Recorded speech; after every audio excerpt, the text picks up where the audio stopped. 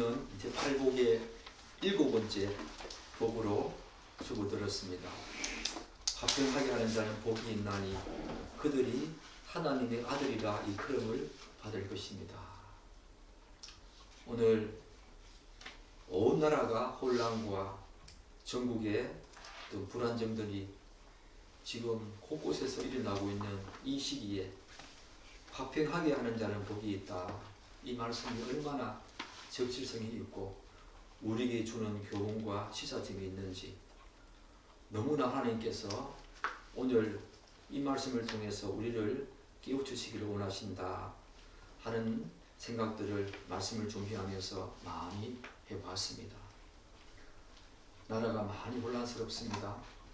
전국이 많이 불안정합니다. 서민들은 국민들은 여기저기에서 살기 힘들다. 큰 외침과 부르짖음이 곳곳에서 일어나고 있습니다. 누구를 탓하기 전에 우리가 먼저 화평하는 자가 되었느냐, 우리가 먼저 국가와 민족을 위해서 이 땅의 교회를 위해서 얼마나 기도하고 신실하게 주님 앞에 무릎 꿇은 자가 되었느냐 돌아보는 복된 시간 되기를 축복합니다. 사랑하는 여러분, 여러분도 잘 알다시피 아담과 하와의 타락 이후에 이 세상은 민족과 민족, 나라와 나라, 인종은 물론이거니와 인간이 살아가는 모든 사회, 조직, 단체, 집단, 그리고 개인과 개인 간의 시기와 질투, 미움과 정으로 인한 다툼과 전쟁이 계속되어 왔습니다. 이는 인간이 타락한 이후에 최초로 발생한 사건, 어떤 사건입니까? 가인이 동생 아벨을 죽인 사건을 통해서도 우리는 이 사실을 잘 확인할 수 있습니다. 가인은 동생 아벨을 시기했습니다. 질투했습니다. 그로 말미암아 점호했고 그것이 결국 동생 아벨을 살인하는 그런 지경까지 이르게 했습니다. 그 이후의 인간 역사는 바로 이러한 비극적인 상황이 계속되는 연속이라고 해도 과언이 아니지요. 인간의 역사가 이렇게 흘러왔지만 사실은 이런 다툼과 투쟁과 전쟁, 시기와 질투, 미움, 점호의 역사라고 해도 과언이 아니지요. 이러한 상황은 이 세상의 역사가 끝날 때까지 계속 지속될 것입니다. 그리고 성경은 안타깝게도 어떻게 말합니까? 이러한 세상의 모습은 종말이 가까워지면 가까워질수록 더 심각해질 것이다. 우리는 예수를 믿는 그리스도인들은 오늘날 세계 곳곳에서 일어나고 있는 전쟁과 기근, 오늘 우리 한국 사회에서 일어나고 있는 이 수많은 다툼과 분쟁과 갈등과 시기, 그것들을 성경의 관점에서 본다면 종말이 가까워왔다. 그렇게 볼 수 있겠지요. 그래서 바울은 디모데에게 디모데후서 3장에서 어떻게 권면합니까? 내가 이것을 알라. 말세에 고통하는 때가 이르니니 사람들은 자기를 사랑하며 돈을 사랑하며 자긍하며 교만하며 그리고 그 뒤에 무정하며 원통함을 풀지 아니하며 서로 참소하며 절제하지 못하며 사나우며 선한 것을 좋아하지 아니하며 결국 모든 것에 화평이 깨어진 것이에요. 화평이 깨어진 곳에 고통의 때가 이른다. 당연한 것 아니겠습니까? 정말 이 시대를 정확하게 묘사하고 있는 이 시대에 이 말세에 이런 고통이 이른다라고 하는 것은 우리가 성경에서 충분히 찾아볼 수 있는 그런 내용이지요. 그렇다면 우리는 질문해야 합니다. 왜 이러한 현상이 지금까지 인류 역사 속에서 계속되어 왔고 앞으로 계속될 것이며 심지어 더 심각해질까? 이 질문을 던져야지. 우리는 그 대답을 오늘 8복 중에 7번째 복인 이 본문 말씀에서 찾을 수 있습니다. 우리 다시 한 번 더 9절 한 번 더 읽겠습니다. 화평. 화평하게 하는 자는 복이 있나니 그들이 하나님의 아들이라 일컬음을 받아주시며. 바로 이 말씀 속에서 그 해답을 찾을 수 있지요. 사랑하는 여러분, 단도직입적으로 말하면 앞에서 말한 모든 불행한 이런 화평치 못한 이런 어떤 내용들은 결국 화평하지 못한 그런 결과물이지요. 이 세상에서 발생하는 모든 갈등과 다툼, 시기와 질투와 정오, 전쟁과 싸움은 바로 상호간에 오늘 말씀대로 화평하지 못한 그런 부산물이고 결과물입니다. 화평이 깨어진 곳에는 항상 이런 불행한 흔적들과 자취들만, 그리고 심각한 슬픔과 아픔만이 처참한 모습으로 고스란히 남게 되지요. 그런데 오늘 예수님께서는 저와 여러분에게 중생하여 회심한 자, 그리고 모든 그리스도인들은 뭐라고 말합니까? 화평의 복을 이미 받은 자이다. 따라서 이 화평의 복을 받은 그리스도인은 먼저 화평을 깨뜨리거나 서로 간의 분열과 갈등과 다툼, 그런 것이 발생하지 않도록 우리가 있는 그 자리에서 우리의 역할과 책무를 다해야 합니다. 그리고 한 걸음 더 나아가서 전자가 소극적이라면 한 걸음 더 나아가서 좀 더 적극적으로 화평이 깨어져 극심한 분열과 다툼, 정오와 전쟁이 있는 그곳에 다시 화평을 심고 화평을 전하는 그런 사람, 그런 도구가 되어야 하지요. 나라가 많이 어지럽습니다. 그곳에 남은 것은 사랑이라는 것은 찾아볼 수 없고, 서로가 서로를 위해서 서로를 향해서 정오하고 시기하고 질투하고 미워하는 보수와 진보, 누구와 누구, 당과 당이 서로 시기하고 질투하고 정오하는 그런 불행한 흔적과 차지들만 이 나라 한가운데 고스란히 남아버렸습니다. 화평이 깨어지는 곳에는 바로 그런 것만 남게 되죠. 그런데 이 세상에서 이런 화평을 심고 전할 수 있는 사람, 진정한 화평의 도구가 될 수 있는 사람은, 그런 유일무이한 존재는 성경은 누구라고 말합니까? 예수 그리스도, 그분을 믿는 그리스도인밖에 없다. 여러분, 이것은 분명한 사실입니다. 그리스도인밖에 없습니다. 우리는 하나님으로부터 그런 존재로 부름을 받았고 마땅히 그런 존재로 살아가야 할 책무가 있는 것입니다. 나는 그렇지 않습니다. 하나님, 목사님, 저는 그렇게 생각하지 않습니다. 그렇지 않습니다. 여러분, 하나님은 분명히 저와 여러분을 그런 화평의 도구로 이 땅에 부르셨고 그런 삶을 살기를 간절히 원하십니다. 내가 부정해도 그것은 성경이 말하는 분명한 진리입니다. 하나님께서는 바로 이 화평의 복을 그리스도에게 주셔서 예수님처럼 죄로 하나님과 인간의 그 막힌 담을 확실히 여셔서 화평하게 하신, 평화를 가져오시고 안식을 주신 그 예수님처럼 화평이 깨어진 이 세상을 다시 회복시키는 그런 도구로 사용되어지기를 하나님은 우리에게 간절히 원하시는 것입니다. 따라서 이 화평의 복만큼 그리스도인과 자연인의 차이를 확실하게 구분할 수 있는 성품도 없지요, 여러분. 그러므로 이 화평의 복은 하나님의 아들로서의 그리스도의 존재를 이 세상에 명확하게 드러낼 수 있는 중요한 특성입니다. 이제 그 화평의 복에 대해서 구체적으로 한번 살펴보도록 하겠습니다. 사랑하는 여러분, 제가 팔복을 하나하나 분석하고 여러분에게 전할 때마다 계속 반복한 말이 있지요. 그게 뭡니까? 팔복은 너무나 영적이고 논리적인 순서로 제시되고 있기 때문에 전자의 복은 후자의 복과 깊은 관련이 있다. 그런 말씀을 제가 누누이 드리지 않았습니까? 그래서 팔복의 전체적인 흐름과 논리적인 정의 방식을 조금이라도 간파한 사람은 분명히 알 것입니다. 화평하게 하는 것은 앞에서 언급한 마음이 청결한 자가 아니면 불가능하다.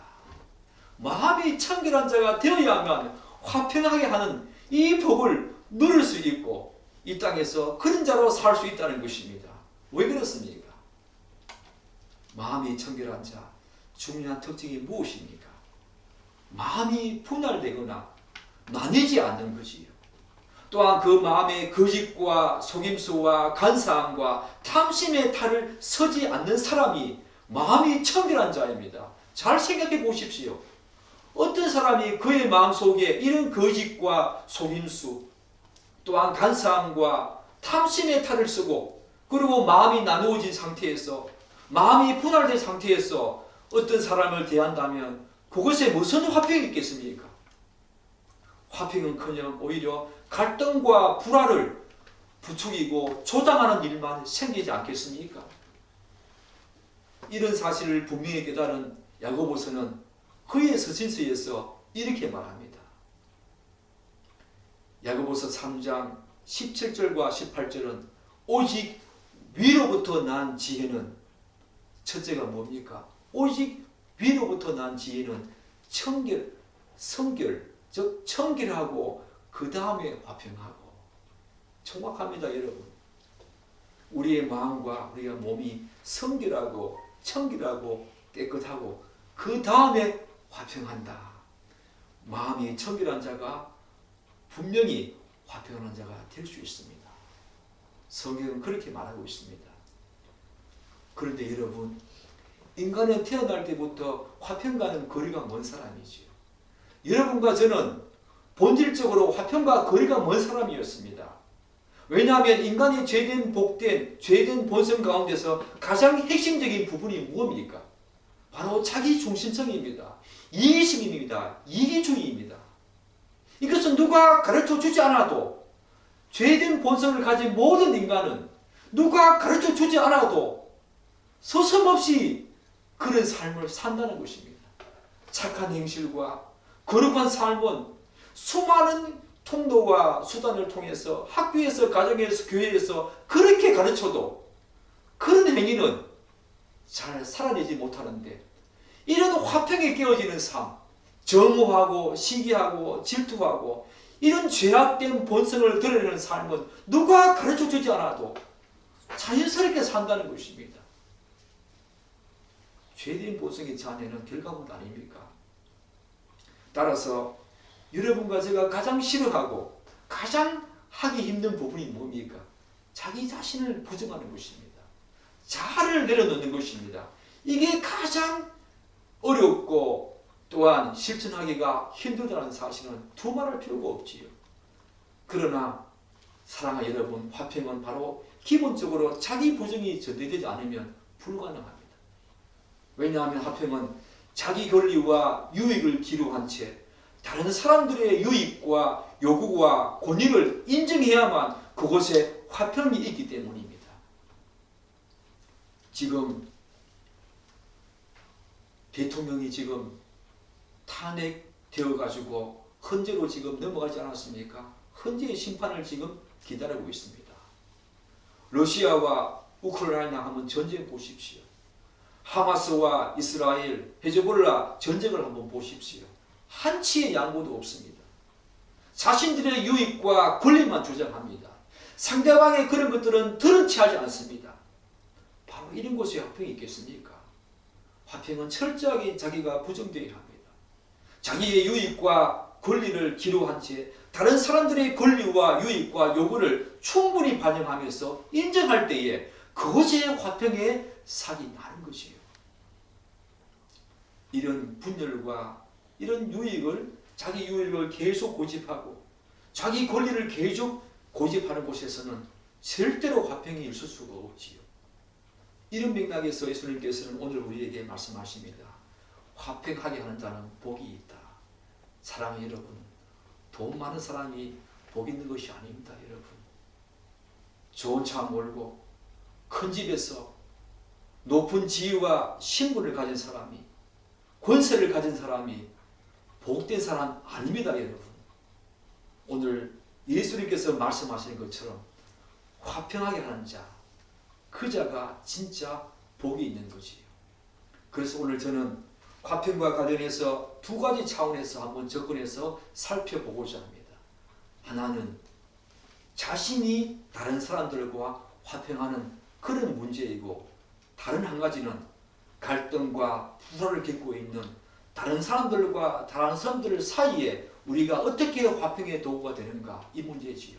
오늘은 전자를 집중적으로 살펴보도록 하겠습니다. 사랑하는 여러분, 여러분은 누군가와 화평에 끼워져서 어려움과 곤란을 겪은 적이 있습니까? 지금 그런 어려움을 겪어가고 있는 사람 있습니까? 우리는 어떤 방식으로든 그런 삶을 살아왔고 지금도 그러하고 앞으로 분명히 그러할 것입니다. 그래서 자신이 다른 사람들과 화평하기 위해서는 저는 두 가지 관점의 변화가 반드시 필요하다, 그렇게 생각합니다. 하나는 자신을 보는 관점의 변화이고, 다른 한 가지는 다른 사람을 보는 관점의 변화가 반드시 있어야만 여러분과 다른 사람, 자신과 다른 사람 사이에 분명한 화평이 있어진다, 그렇게 생각합니다. 그런데 제가 늘, 그리고 오늘도 언급했지만, 어머니 모태에서 죄된 본성을 가지고 태어나는 모든 인간은 태생적으로 자기 자랑과 자기 교만을 우리의 영혼과 인격 속에 배태하고 태어납니다. 그래서 아무리 탁월하고 도덕적으로 윤리적으로 겸손한 사람처럼 보일지라도 그 사람이 겉으로 말은 그렇게 하지 않지만 은근히 자신을 남보다 나게 여기는 마음들을 다 가지고 있지요. 그거는 죄된 본성이 자아내는 결과물입니다. 무엇보다도 타락한 이후에 모든 인간은 모든 일에 자기 유익과 이익을 추구하면서 자신의 권리를 최대한 누리려고 그것을 얻고자 애를 쓰지요. 뿐만 아니라 자신이 획득한 것은 절대로 놓지 않으려고 합니다. 그런 마음을 우리는 갖지 않지요. 더군다나 분명히 자신이 잘못했음에도 불구하고 그것을 진심으로 인정하고 수용하기보다는 그것을 다른 사람들의 잘못과 책임으로 전가시키려고 하는 것이 우리의 죄된 본성입니다. 이런 사실은 최초의 아담과 하와가 죄를 짓고 난 다음에 그들 사이에 있었던 그런 어떤 상황 아니었습니까? 가인과 아벨 사이에 있었던 상황 아니었습니까? 이것은 죄된 본성입니다. 우리가 어머니 모태에서부터 타고나는 자기 자랑과 교만, 자기 것을 찾고 자기의 유익을 구하고 자기의 권리를 추구하는 것은 죄된 본성이 자아내는 본성적인 어떤 특성이지요. 그렇기 때문에 사람은 어느 정도의 차이는 인정한다 하더라도 이 모든 사실은 타락한 인간이 자연스럽게 갖고 있는 본성이자 특징입니다. 이런 본성을 가진 인간이 생리적으로 화평한다는 것은 그야말로 기적과 같은 그런 일이지요. 그렇지 않습니까? 화평은커녕 우리가 가는 곳마다 시기와 질투, 미움과 다툼이 일어나는 것이 오히려 당연한 일이라고 인정하는 것이 더 옳지 않겠습니까? 그렇지 않습니까, 여러분? 그렇다면 이런 본성을 가진 인간이 어떻게 다른 사람과 화평할 수 있겠습니까? 먼저 자기를 보는 관점의 변화가 반드시 수반되어야 합니다. 심령이 가난한 자와 온유한 자에게서 우리가 살펴보았듯이 우리는 하나님 앞에서 아무것도 내세울 것도 자랑할 것도 없는 무능력하고 무가치한 존재라는 사실, 이 사실을 분명히 인정해야 합니다. 자기 자신에 대한 관점의 변화, 우리는 태생적으로 우리가 가지고 있는 그런 태생적인 본성은 자기 자랑과 자기 교만이 팽배한 그런 존재 아닙니까? 그러나 이제 예수를 믿는 참된 복을 받은 사람은 심령이 가난한 자, 그리고 온유한 자, 그 자처럼 자기 자신은 하나님 앞에 너무나 무가치하고 아무것도 자랑할 것이 없는, 내세울 것이 없는 무능한 자라고 하는 그런 자기 인식, 자기 관점의 변화가 반드시 수반되어야만 우리는 다른 사람과 화평할 수 있다는 것입니다. 뿐만 아니라 낮아지고 가난한 마음을 가진 겸손한 마음도 반드시 필요하지요. 우리가 겸손을 가지지 못하는 가장 큰 이유가 뭡니까? 자기 자신이 남들보다 조금이라도 낫다고 하는 그 교만이 있기 때문에, 그 교만이 우리 내면 깊숙한 곳에 큰 웅덩이를 파고 자리 잡고 있기 때문에 우리는 화평하지 못하고 겸손하지 못하지요. 그래서 다른 사람들보다 더 많은 권리와 유익을 누리고 싶어하는 것이 당연하고, 그것을 양보하는 것은 바보 같은 짓이다. 그렇게 세상은 가르치고 또 우리가 생각하며 살고 있지. 화평은 그런 상태에서는 화평이 있을 수가 없습니다. 이러한 측면에서 우리는 누구를 생각해야 됩니까? 예수님의 자기 비와 겸손함을 뼈저리게 인식해야 합니다. 배워야 합니다. 빌립보서 2장 예수님의 겸손에 대해서 우리가 이미 배우지 않았습니까? 그는 근본 하나님의 본체시나 하나님과 동등됨을 취할 것으로 여기지 아니하시고 오히려 자기를 비워 종의 형체를 가지사 사람같이 되셨다. 사람의 모양으로 이 땅에 나타나셨다. 사랑하는 여러분, 우리가 아무리 겸손한들 예수님의 이 자기 비하와 겸손함에 비할 수 있겠습니까? 하나님과 동등된 본체를 지니신 그분이, 하나님이신 그분이 우리 인간의 모양으로 자기를 완전히 비워 종의 형체를 가지사 우리 인간의 모양으로 이 땅에 오셨다라고 하는 이것만큼 자기 겸손과 자기 비하, 이것만큼 자기 겸손과 자기 비하 어디에 비교할 수 있겠습니까? 이 사실은 온 인류와 우주 역사에서 가장 사례를 찾아볼 수 없을 정도로 겸손함과 자기 비하의 최극점이자 최정점이지요. 그런 사건 아닙니까? 이 사건은 온 우주와 땅이 진동할 일이고, 천사도, 하늘의 그 천상의 천사도 놀랍게 여길 경이로운 일입니다, 여러분. 분명히 우리는 천국에서 이 사실을 확인할 것입니다. 예수님의 이 겸손과 자기 비하는 그분이 하나님으로서 당연히 누릴 권리와 유익을 완전히 포기하고 버리셨기 때문에 가능한 것입니다. 그 겸손함과 자기 비하를 통해서 예수님은 결국 자기 백성들을 죄와 사망에서 구원하시기 위해서 이 땅에 구세주로 인간의 몸을 입고 성육신 하신 것입니다. 사랑하는 여러분, 우리가 다 잘 알다시피 모든 인간은 하나님을 대적한 정무한, 그분을 거부한 존재 아닙니까? 저야 여러분은 복음을 믿고 예수를 믿기 전에, 복을 영접하고 예수 믿기 전에 그런 존재였습니다. 하나님과 담을 쌓고 그분과 적대적인 관계 속에서 그분과 원수처럼 살았던 존재가 바로 우리들이었습니다. 그런데 그 하나님은 우리를 원수처럼 대하지 아니하시고 오히려 겸손함과 자기 비하를 통해서 이 땅에 오심으로 또한 우리의 죄와 사망에서 우리를 완전히 구원하시기 위해서 인간과 하나님 사이에 완전히 막힌 그 담을 허시고 진정한 화평의 도구가 되시지 않았습니까? 자기 비하 없이, 자기 겸손 없이 자기 유익과 자기 권리를 포기하지 아니하고 화평하게 한다. 그런 것은 없습니다, 여러분. 그걸 다 주장하면서 자신과 다른 사람 화평의 관계를 유지한다. 그것은 불가능합니다, 여러분. 성경은 그런 사실을 우리에게 분명히 말하고 있지요. 따라서 자신이 다른 사람들과 화평한 사람이 되려면 반드시 자신에 대한 이런 관점의 변화가 필요합니다. 자기 자신을 다른 사람들보다 더 낫게 여기는 교만과 자기 자랑을 일삼으면 안 되지요. 하나님 앞에서 심각한 죄인이라는 사실을 분명히 자각하고 인식해야 합니다.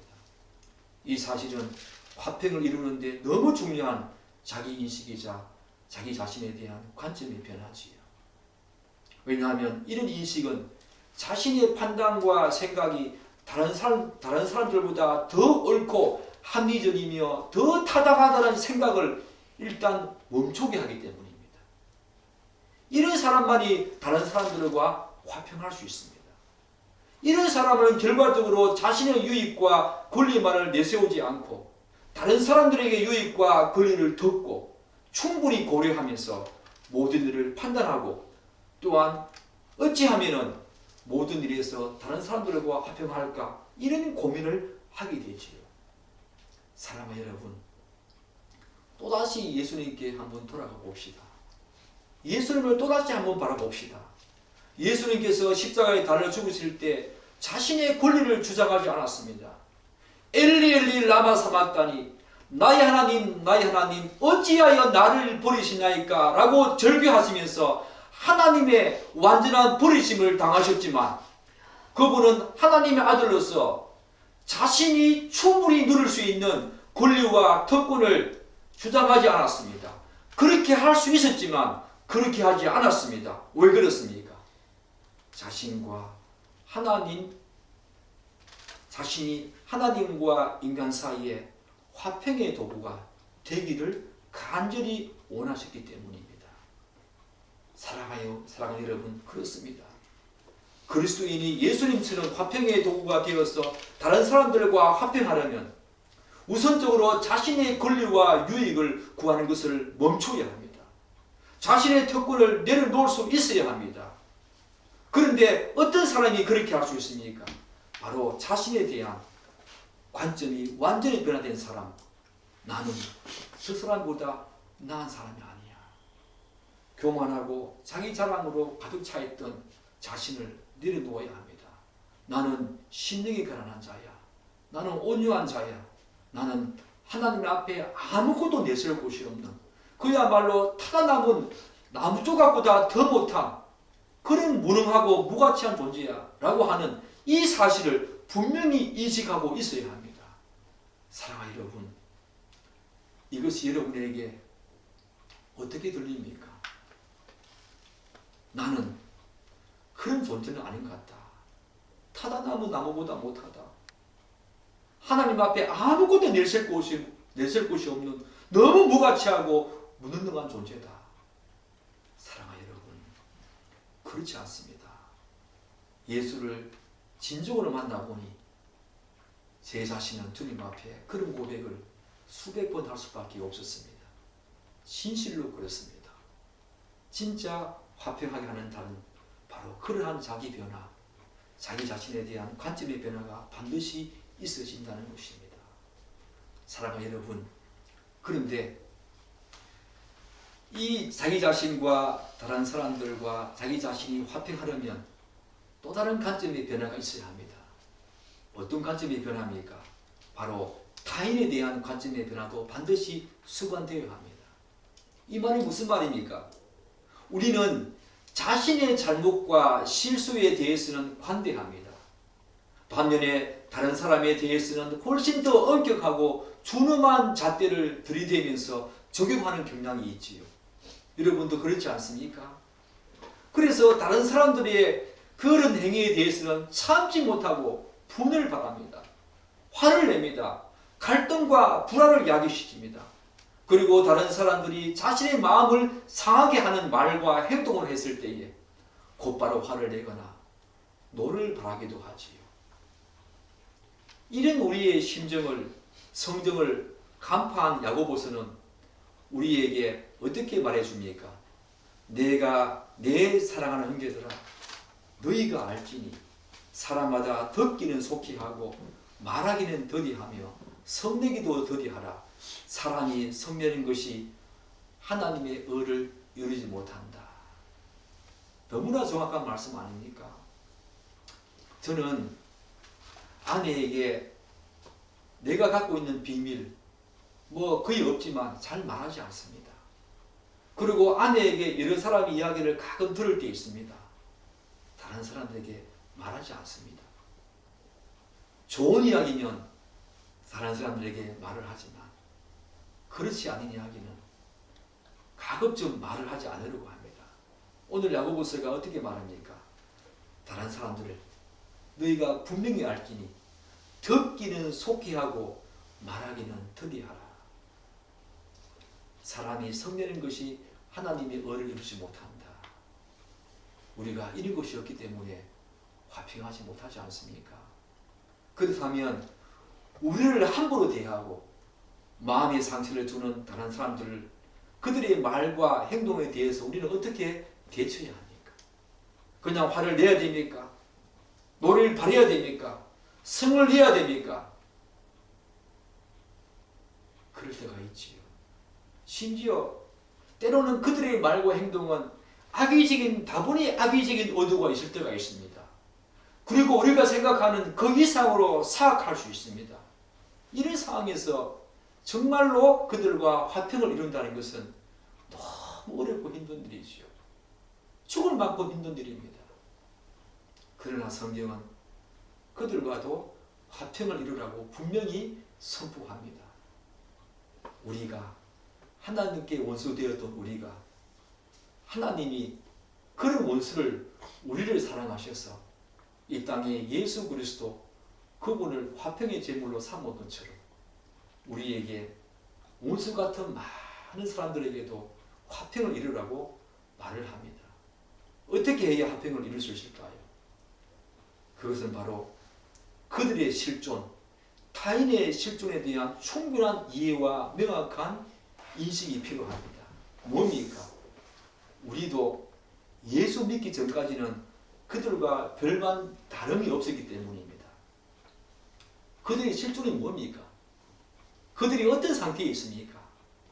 모든 인간은 사단과 마귀, 이 세상의 영, 육체의 소욕에 따라 유리방황하면서 살아가는 존재입니다. 그 이상도 그 이하도 아닙니다. 사람들은 단지 자신이 주체적으로 생각하고 판단하고 그리고 자신의 뜻과 판단대로 생각대로 결정한다고 그렇게 착각할 뿐입니다. 이에 대해서 성경은 어떻게 말합니까? 다른 쪽으로 말하지 않습니까? 에베소서 2장은 이렇게 말합니다. 그는 허물과 죄로 죽었던 너희를 살리셨도다.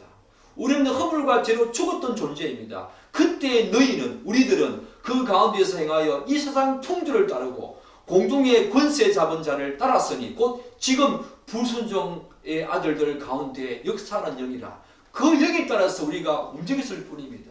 우리는 내가 주체적으로 어떤 것을 결정할 때에 내 판단과 뜻과 논리적인 생각대로 결정했다고 우리가 착각하고 있었을 뿐입니다. 성경은 사단과 마귀, 이 세상의 영이 우리를 지배하면서 우리를 조종하고 다스리고 우리로 하여금 그런 결정을 하도록 했다고 분명히 말하고 있지 않습니까? 그렇기 때문에 이런 자들의 삶은 어떤 삶입니까? 그들의 지배를 받는 자들의 삶은 이런 것이지요. 육체의 일 아닙니까? 육체의 일은 현저하니 곧 음행과 더러운 것과 호색, 남자가 남자를 탐하고 여자가 여자를 탐하는 이 호색과 우상 숭배와 술수와 원수를 맺는 것과 분쟁과 시기와 분냄과 당짓는 것과 불리함과 이단과 또 그와 같은 것들이라. 전에 너희가 너희에게 경계한 것 같이 경계하노니 이런 일을 하는 자들은 하나님의 나라를 유업으로 받지 못할 것이다 라고 갈라디아서 5장은 우리에게 분명히 말하고 있습니다. 우리는 그런 존재였습니다. 세상 사람들은 지금도 그런 존재입니다. 즉 예수 믿지 않는 자인들의 배후에는 보이지 않는 영적인 존재인 사단과 마귀가 있습니다. 그들이 온갖 관계를 부려서 육체의 소욕을 부추기고 하나님의 뜻대로 살지 못하도록 온갖 방해를 하고 회방을 한다는 것입니다. 우리는 이런 영적 존재가 자인들의 배후에 있어서 그들을 조종하고 지배하고 있다는 사실을 직시해야 합니다. 그들의 판단이 아닌 것입니다. 그 배후에는 이런 영적인 존재가 있다는 것입니다. 그렇기 때문에 우리는 다른 사람들에 대한 관점의 변화가 반드시 있어야 하지요. 이런 관점에서 다른 사람을 보면 그런 상태에 있는 그들의 처지와 상황이 오히려 불쌍하게 여겨지지요. 우리도 그런 자였습니다. 그리고 어느새 그들을 위해서 기도하는 우리의 모습을 발견하게 될 때가 종종 있지요. 이처럼 다른 사람들과의 관계에서 화평을 이루려면 다른 사람들에 대한 획기적인 관점의 변화가 있어야 합니다. 겉으로 드러나는 그들의 성격과 태도, 말과 행동만 보고 섣불리 그들이 어떻다라고 판단하면 안 된다는 겁니다. 그렇게 말하고 행동할 수밖에 없는 궁극적인 이유와 영적인 실체에 대한 명확한 자각이 필요한 것입니다. 다른 사람들에 대한 이런 관점의 변화는 자신을 아무리 악의적인 어조로 대하고 사악한 말을 하고 그런 행동을 일삼는 사람이라고 하더라도 그들을 미워하거나 원수로 대하는 성급함과 무례함을 막아줍니다. 왜냐하면 다른 사람들이 심각한 대립각을 세워서 자신이 대적할 때, 그리고 자신이 생각하고 있는 그 이상의 권리와 유익을 그들이 구할 때, 그 모든 생각과 주장은 타락한 인간의 본성, 그리고 그 배후에서 조종하고 있는 그 영적인 존재로 말미암아 그렇게 되어졌다는 사실을 인식하고 있기 때문입니다. 우리는 절대로 그들에게 이제 무례하지 않습니다. 절대로 성급하게 판단하지 않습니다. 그들을 미워하고 적대하는 마음이 아니라 오히려 그들을 위해서 불쌍히 여기는 마음을 가지고 기도하게 하지요. 사랑하는 여러분, 여러분들은 이런 자 맞습니까?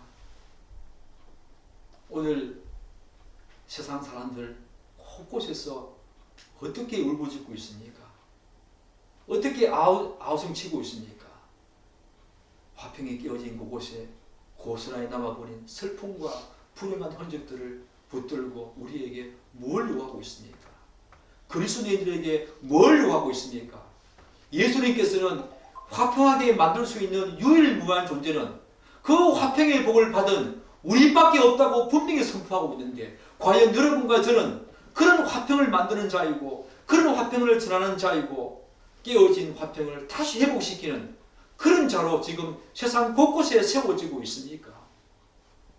혹시 오히려 자신과 다른 사람들에게 그 관계에서 화평을 다 잃어버린 채 지금도 서로 대적하고 적대하고 있는 그런 사람 여기에 있습니까?